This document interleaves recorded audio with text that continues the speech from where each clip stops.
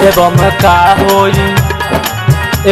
का होई 4 साल के नौकरी।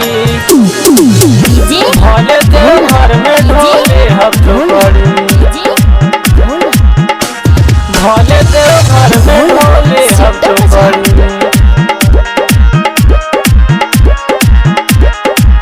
एवं का होई 4 साल के नौकरी। भले देव घर में ढोले हम चोकरी। एवं का होई 4 साल के नौकरी। भले देव घर में ढोले हम चोकरी।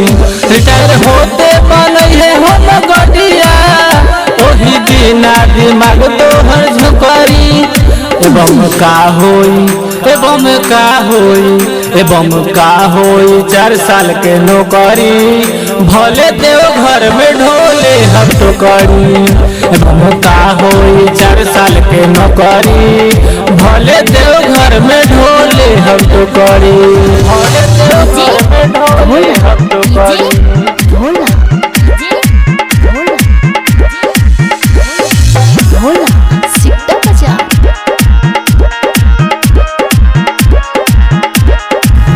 तोहर माटी में मिल गईल सारा पढ़ाई। बाबू माई पढ़ैले होइहन कर्जा उठाई।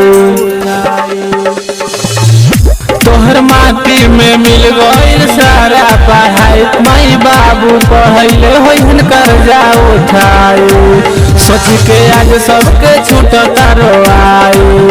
सोच के आज सबके छूटता रोआई। सोचल सपना पर फिर गईल पानी, ओही दीना मिजाज तोहर झोकरी। ए बाबा का होई 4 साल के नौकरी। भले देव घर में ढोले हम चोकरी। ए बाबा का होई 4 साल के नौकरी। भले देव घर में ढोले हम चोकरी। ए बाबा का होई 4 साल के नौकरी। भले देव घर में ढोले हम चोकरी। भले देव घर में ढोले हम चोकरी।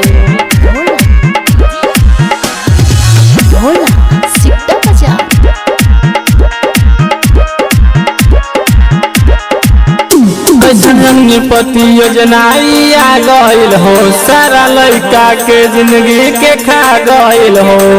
कितना बस गाड़ी फूका गईल हो बाबा, कितना बस गाड़ी फूका गईल हो।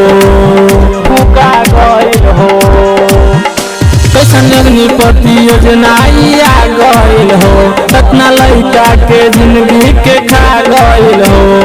कितना बस गाड़ी फूका गईल हो बाबा, कितना बस गाड़ी फूका गईल हो। राइटर पुकार कहेला कि का भइल हो, आर्मी लवर कहे मर जाई हो। ए बाबा का होई 4 साल के नौकरी। बस देव घर में ढोले हम चोकरी। ए बाबा का होई 4 साल के नौकरी। भले देव घर में ढोले हम चोकरी।